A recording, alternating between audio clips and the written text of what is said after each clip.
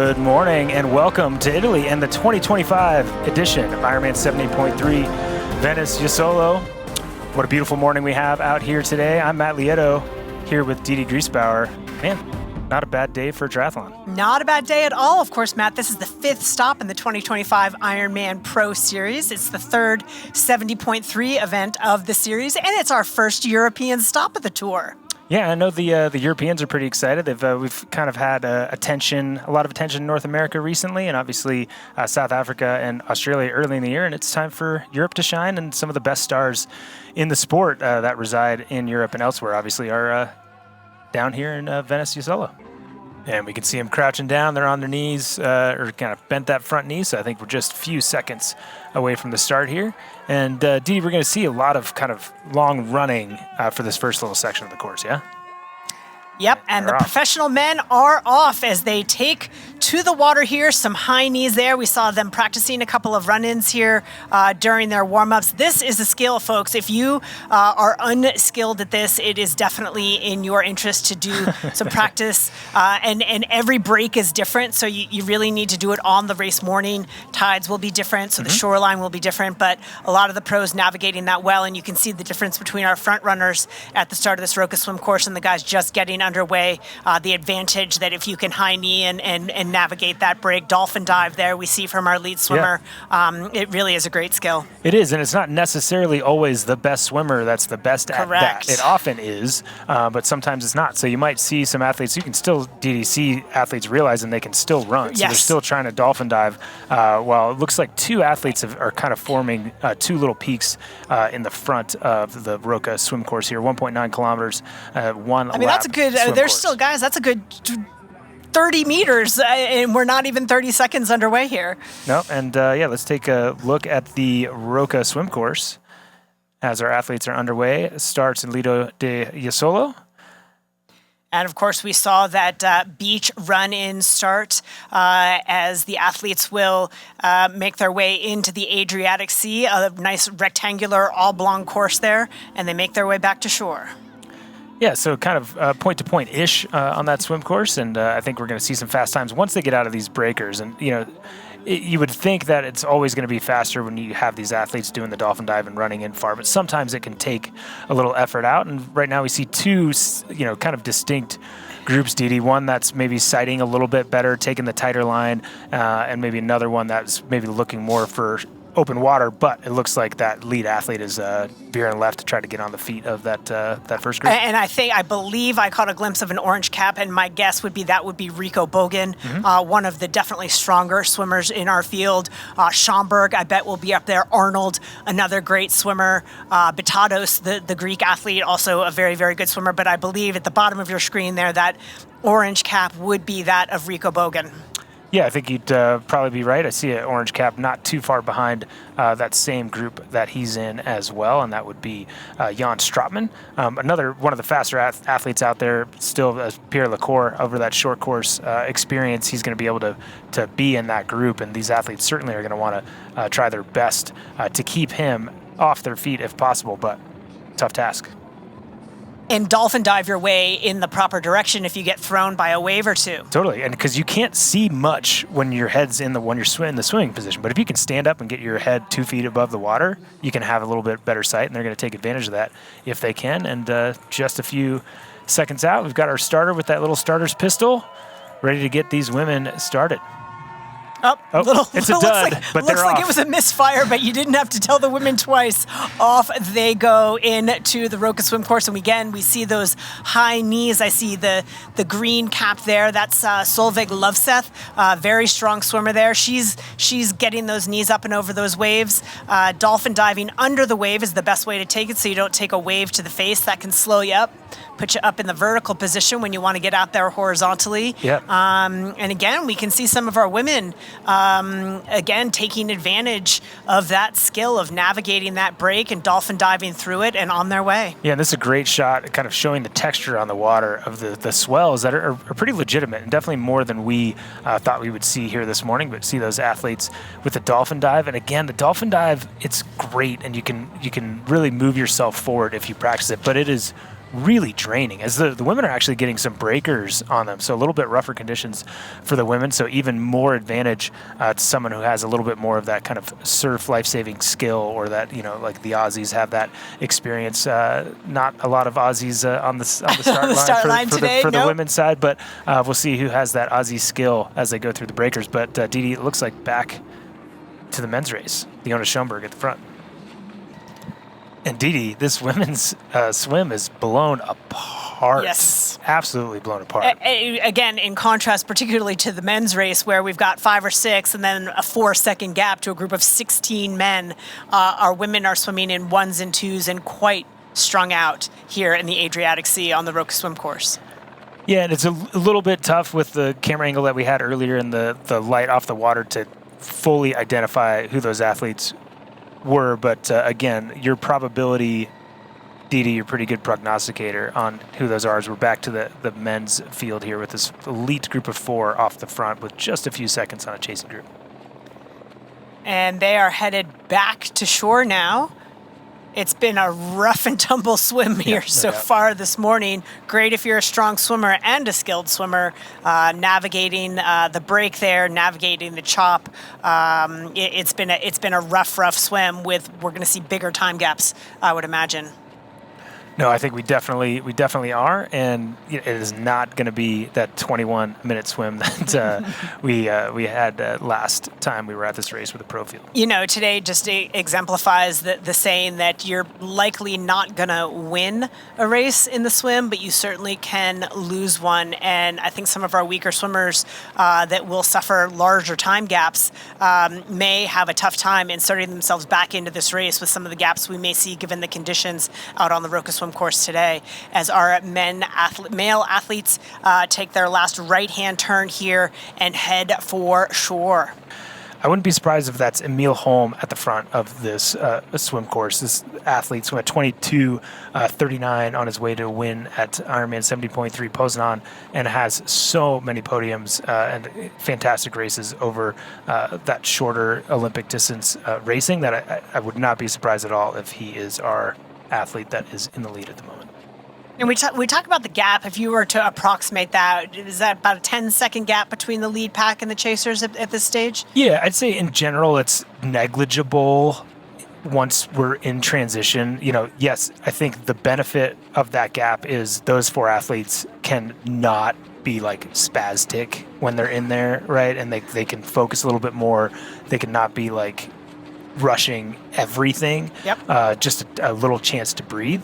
But yeah, I think by the time we get out of transition, it's going to be one. Look at that! Group. That 4th place athlete got caught up in a wave there. He just got caught. That's just a timing issue. That isn't necessarily even something you can control if you just come up in the wave at the wrong time, and cost him a second or two. But he just got a little bit of a push. He's fighting to stay on that group of 4. No, absolutely. As we see the high step, and we see Jonas Schoenberg in 2nd place, and we'll get exactly accurate split on who that leader is for our men's race here in just a second, as they're taking kind of that top of that swim skin off as they run under the Roca Arch, getting ready to start their race. Making their way into the Ruvi transition zone, all eyes on the tracker. And it is Yannick Schauffler with Jonas Schoenberg in 2nd and Simon Westerman. Our bets were wrong. Yep. We failed. We lose. Not a big surprise, but right now we can see our Wahoo Element rival swim split for Yannick Schauffler, 21:20. We were wrong again in the 21s. That's how fast they are. And that 4th place athlete was Sam Dickinson. 5th place, Lasse Priester. Rico Bogan dropped down to 6th place, but again, just 20 seconds behind our first athlete out of the water. Cameron Main, one of our pre-race favorites in there. Emil Holm in 9th position. Ciccarelli in 10th. And any more of our favorites, Alessandro Fabian in that group as well in 12th place with Jan Stratman and Josh Lewis there. So 1st through 14th place, just 34 seconds off of that lead, and that front group ended up having about 20 seconds on the second group, Didi. Yeah, so 14 athletes so far out of the water and into the Ruvi transition zone. And I think what's going to be of keen interest here today is the size of the gaps. Again, it's probably another 30 seconds to Gregor Payet back in 15th place. He's a minute 8 back, and they are significantly more strung out as they continue to stream out of the Roca swim course. Yeah, and, Didi, what I'm noticing is we don't have a Pierre Lacour. Out of the water yet, and I think that's a big surprise. Yes. And a huge impact on this race for that elite of an athlete. But we can see our athletes here, Didi, what they need to do is they need to get out of those wetsuits, swim skins, and man, we got tables getting knocked over, benches getting knocked over. They got to get out of that wetsuit, put it in the bag while getting all their bike kit out of the other bag, and getting ready to get out on the bike. But quick run from those benches right to their bikes, and we have our first few athletes with their bikes in hand, helmets strapped on, clipped in, and getting ready to go under the arch and start. I don't see his name on the tracker, but I did see Batatos in there, so we may have some chip issues. Okay. I say that because maybe we're missing some others. Okay, yep. I did see his name on his kit. Thank you for doing that.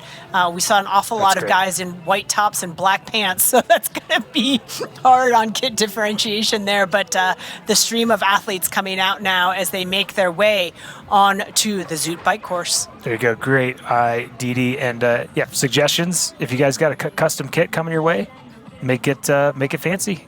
Put some sparkle in there. Bedazzle it. As we see one of our athletes getting onto his bike and trying to chase that group. And Didi, I did say, those front athletes, if they have a little bit of a gap, have a chance to maybe exhale a little bit. But tell us about, I know my experience in some of these races back in the day on how hectic the first few kilometers as they go through some technical chicanes here can be as you're making sure you're not the 14th person that becomes the first person in that second group. Right? Oh, absolutely. Well, not only that, but it's also, heads up. You don't want to miss the group in front, right? But these are tight roads, and, the marshals are going to be with them, and they're going to give them perhaps a little bit of grace to get themselves sorted. But you can see this is a pretty tight space here, and they're going to have to navigate, again, some technical turns as they make their way through the opening kilometers.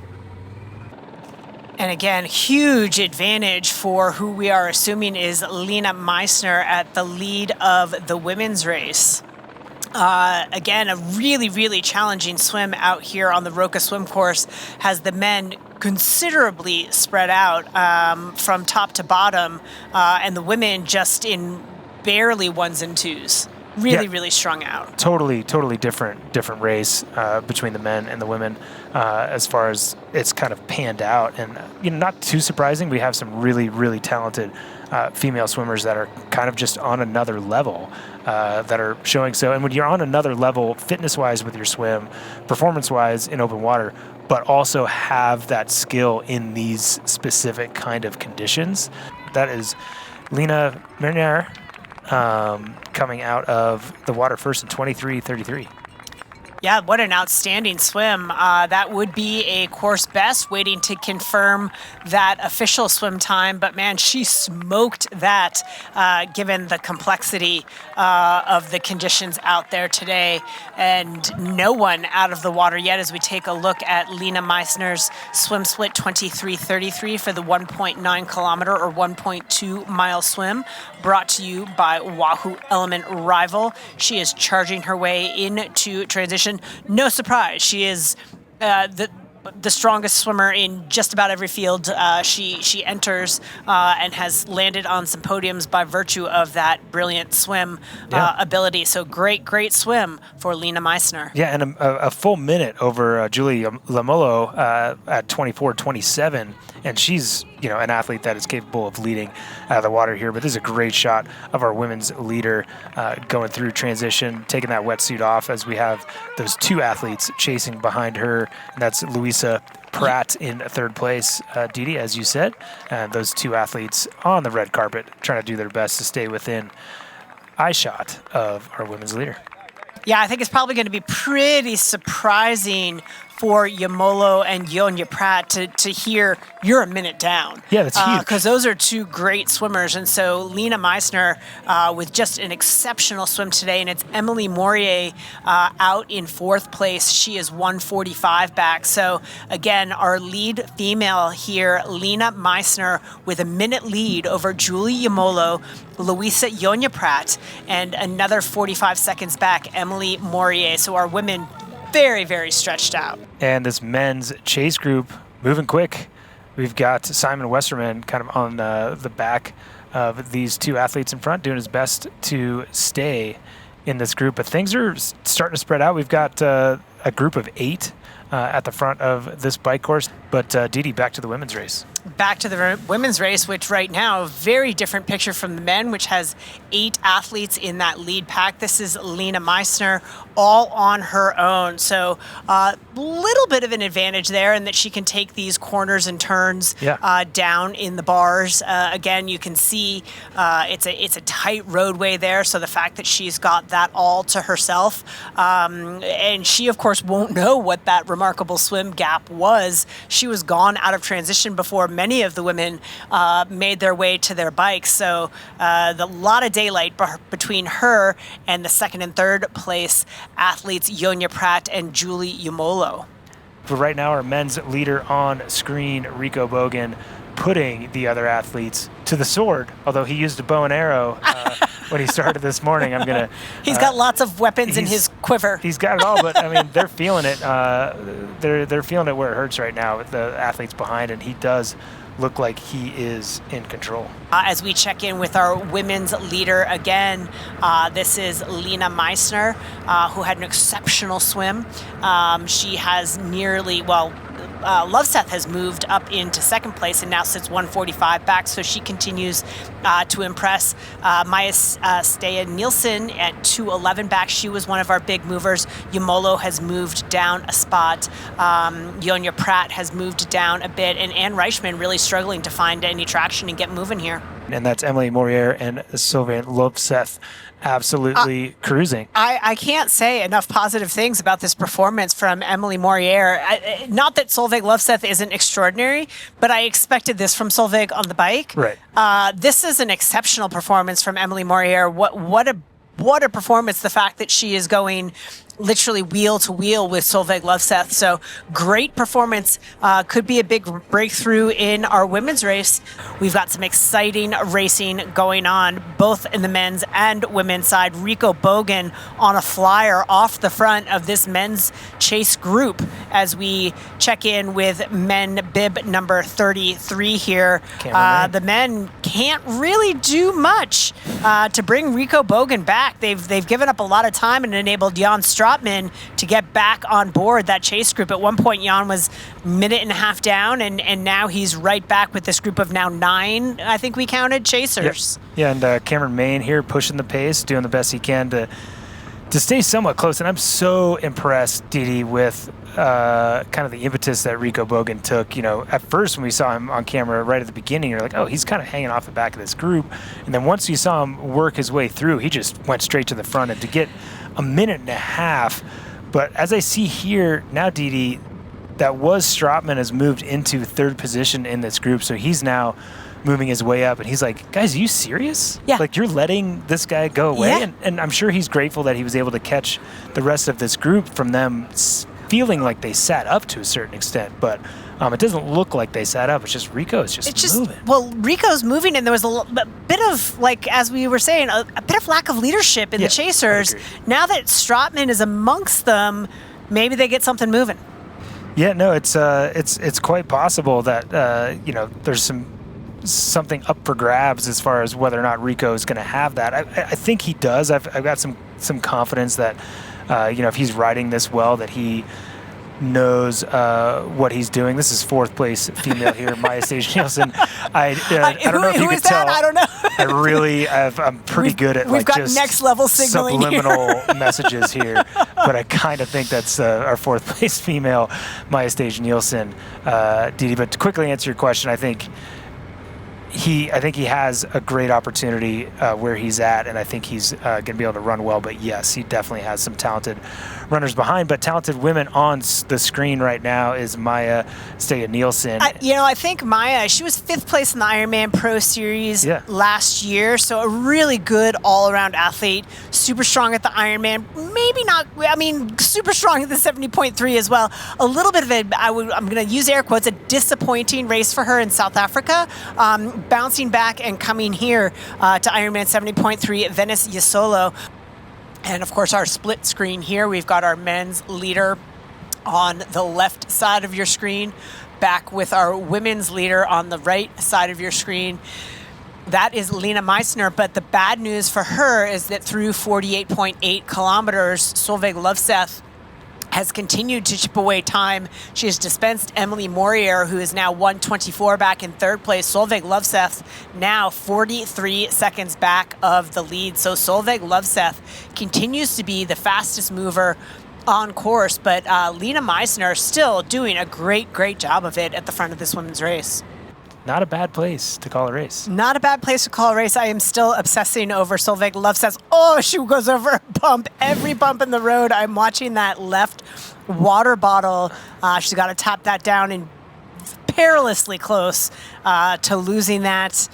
Doesn't want to do that, but boy, you can see the effort on Lena Meissner's face at this point. Yeah, no, she started pulling faces here not too long ago, and fair to her. She's putting in a huge effort. Again, only athlete not to be able to catch her, or the athlete that she's trying to hold away is Løvseth, who is an incredible cyclist. So it's going to take a huge effort for her to do that, and you can see that on her face a little bit. But these two women cruising through the countryside here in Venice-Jesolo. Beautiful section of the course as we see us go back to our 3rd place athlete on the road right now, and that's Morier.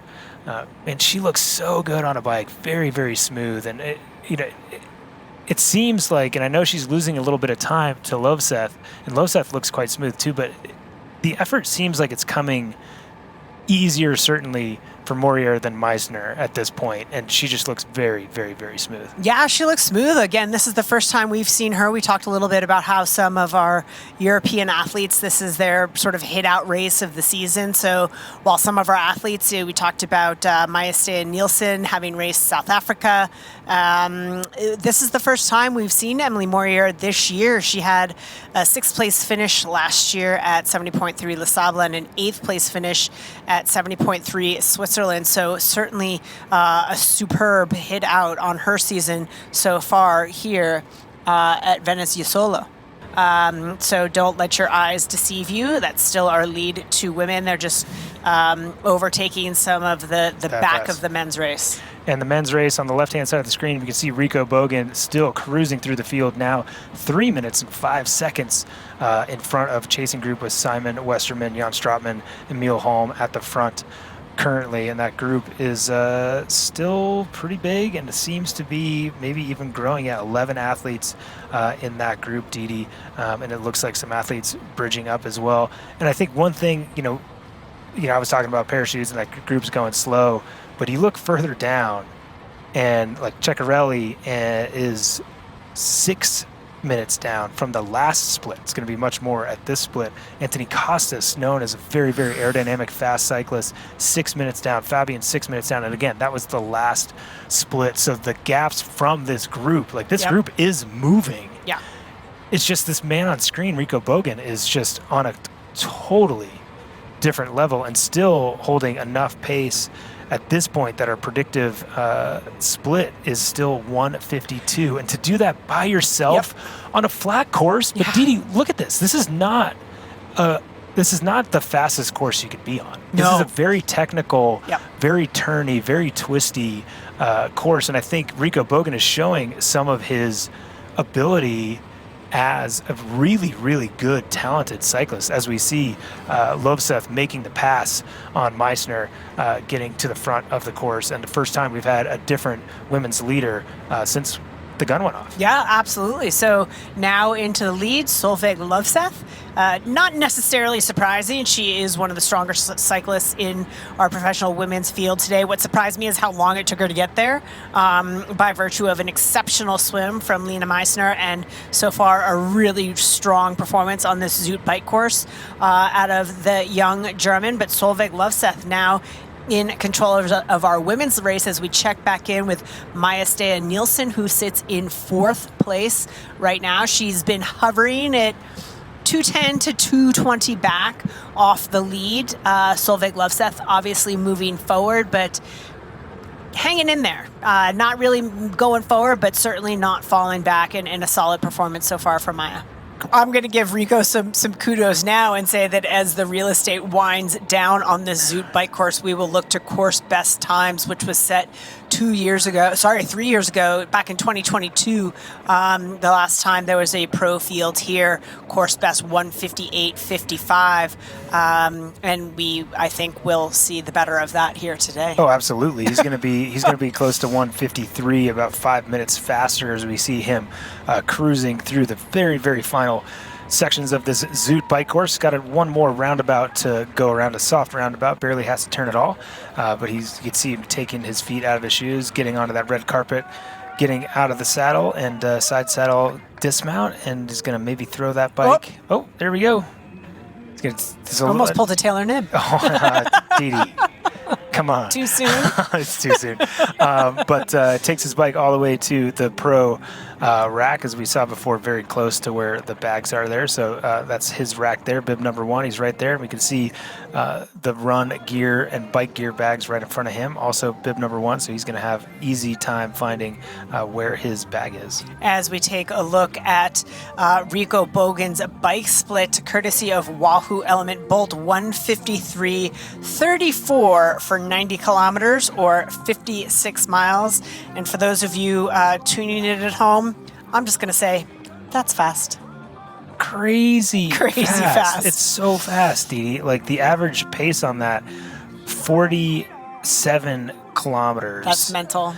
An hour, which, do the math on that. It's almost 47.42. It's almost 30 miles an hour. Yeah.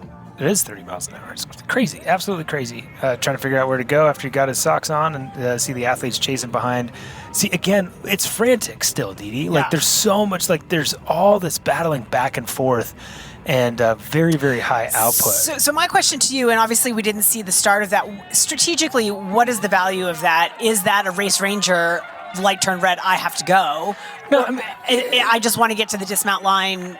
Yeah, 4 seconds before you. I do think the race ranger has some impact, but I think it's always been this way, right? Like there's 8 guys. They want to show their dominance. They want to show that they have the ability to be the fastest one off the group. As we see Emil Holm, one of our early race pace setters, pushing the pace. I'm wondering if he's feeling that chef's kiss still. I believe that was the athlete that gave us the chef's kiss.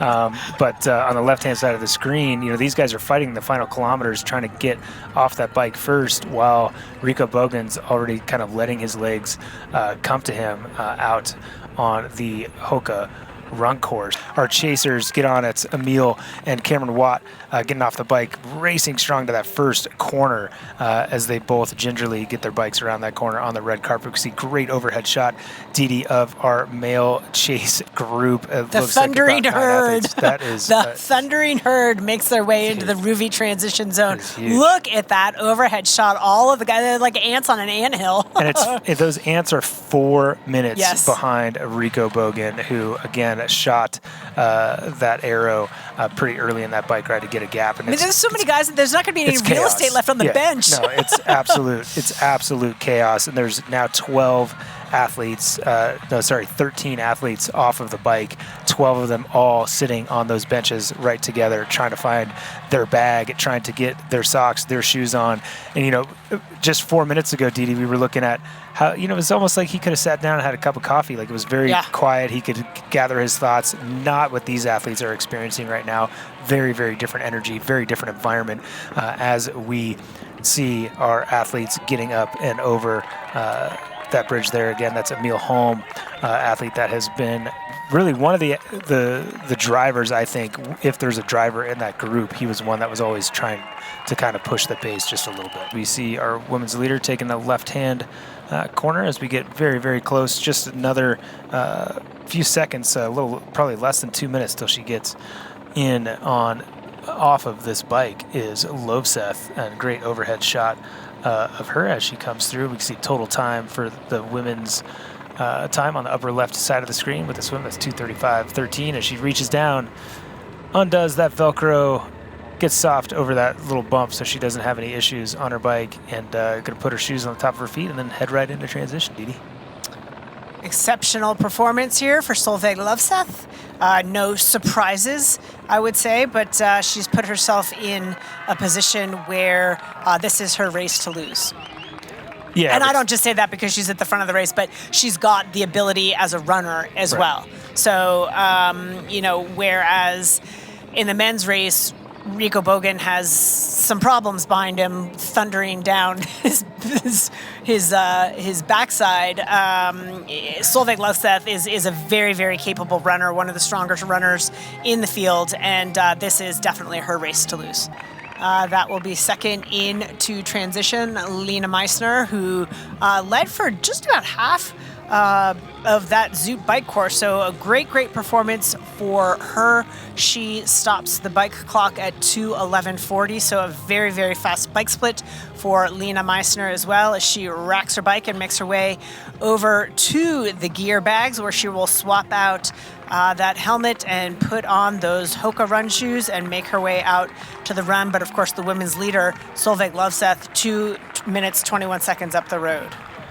And he knows they're coming, right? He's getting that information, the nature of this course. He can see it on some of the out and backs, and certainly with the crowds out there, he knows what's coming. Batados now less than 2 minutes down, a little bit of separation, 8 seconds to Cameron Main. But again, the way we saw it, Main was sort of running back up on Batados as well.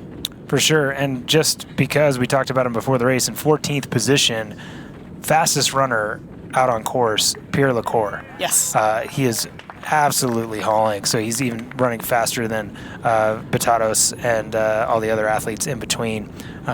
His last split had him running 3:17 kilometer pace, and his overall pace, again, predicted is at this point a 1:06, which is pretty darn fast. Woman on screen, as you said, very, very strong runner, and it was her that we saw up the road with that's Cameron Main just in front of her, just past our women's leader, Lovseth.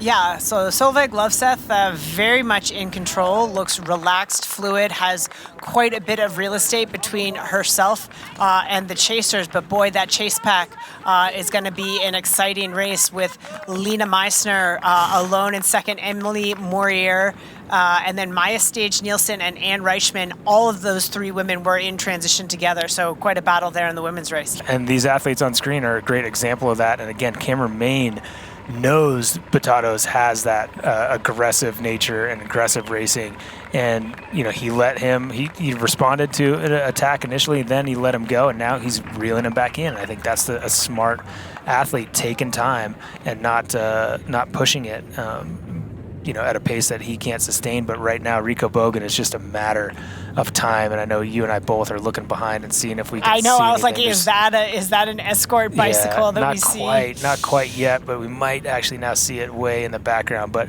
he still looks great. Again, he is running at 1:11 pace. It's just these athletes behind are on a different level, and there might be some explosions behind. But again, the top 10 now, Pierre Lecour has run into 10th place. Running an exceptionally fast run split. So he's now just 5 minutes behind our leader. But through 6th place, just 2.5 minutes separate the top 6. On screen right now, our women's leader through 2.6 kilometers is Solveig Lovseth with 2.5 minutes on Meissner. Morier at 5 minutes. Maya Stage Nielsen at almost 6, with Anne Reichman just with her. So Didi, Warrior right. shot out of transition like a shot. So remember those three women were in transition together, Warrior, Stay, Nielsen, and Reichman. But Warrior putting in a big surge there. So again, an exceptional performance for her. She's having a really, really great day. So optimistic for her on the bike. She faded a little bit at the end, but now just getting after it on the run and looking very, very good.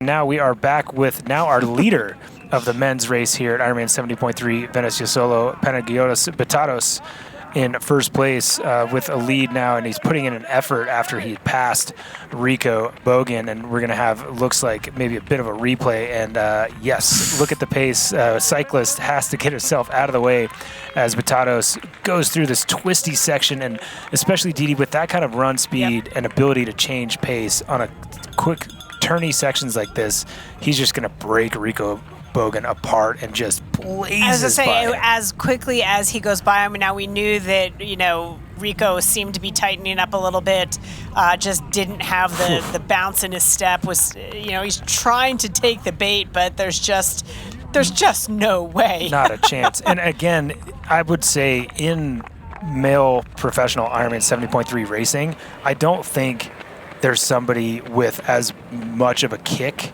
in the middle of a run as Panagiotis Batatos. There's still a lot to play for on the podium here. Rico Bogan is at risk to be outside of the top 5 here pretty quick. A little bit more gap on top 5, but top 4 is going to be challenging for him. But we see now Cameron Main 10 seconds back, Bogan 26, Holm 120, and Schoenberg 142 with our GPS tracker on the left side. And right now actually looking at looks like actually a lapped athlete there. So that is Main just chasing Batatos just in front of him. All the spectators coming out and cheering on Solveig Lobseth in the lead here at Ironman 70.3 Venice-Jesolo. She's just gone through 8 kilometers, and if you're just joining us, she had a bit of a gap to make up out of the water from our leader Meissner, and put in a huge effort on the bike ride to give herself a substantial gap, and now she's 8 kilometers in and continuing to hold that gap, Didi. Yeah, she looks fantastic. Again, that just long, powerful stride there looks exceptional. She's got nutrition in hand, so we know she's checking that box as well.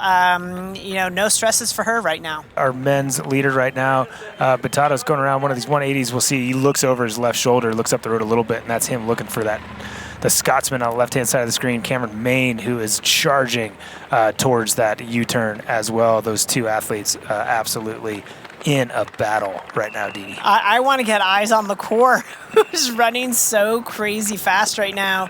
See if we can see him going the opposite direction. I mean, he's got a little bit of real estate still to go, but watch him on the tracker because he's moving extremely well. I love just the sound. You can hear the spectators cheering him. You can hear his feet, his breathing. Love these silent sections of the course. Just a few harsh 90-degree turns left. Still looking over his shoulder, still feeling the race, Didi, as he's getting ready to get on the beach here. 13 seconds with just a little bit of running left to go of a lead that he has on Cameron Main. These guys have been locked in battle for most of the day. We lost Batatos for a little bit on the tracker in the water, but he poked up, was in that chase pack, kept himself safe as he makes the final turn on to the red carpet, over the shoulder, knows the win is his. Unbelievable. Your 2025 Ironman 70.3 Venice-Jesolo champ puts the shoe in the air, grabs the tape with the other hand. It is Panagiotis Batatos, and right behind him, Didi, Cameron Main. What a battle. Incredible battle. Cameron Main gave him all he could. It just wasn't enough for our men's champion, Panagiotis Batatos, but a great performance from both our men here today. Cameron Main coming home in second place. This is going to be Emil Holm, your men's third place finisher. He was a bit of an instigator on the bike, tried to get some stuff done in that chase group, and gave up a little bit of time here on the Hoka men's marathon course, but good enough to bring him home in third place. and Solveig Løvseth right now learning that she is having an exceptional day, continuing to look so strong at the front of our women's race. So strong, and it's unrelenting. And I think it's one of those things when you're the athletes chasing behind, you're like, okay, when is she going to start slowing down a little bit? And it doesn't really look like it. And then the chase, the women behind, Meissner and Morier, it's still 2 minutes. Meissner has 2 minutes on Morier at this point. So again, I think you said it earlier, kind of a breakthrough performance for Meissner today. Solveig Løvseth will be your women's champion. 2 medalistic victories already, and now a third from Norway, Solveig Løvseth. What a smile and what a victory. The Norwegian Olympian.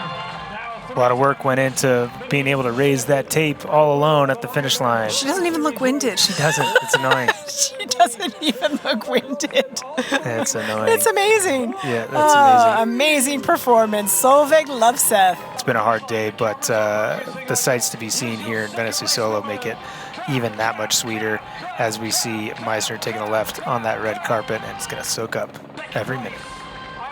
She will turn for home.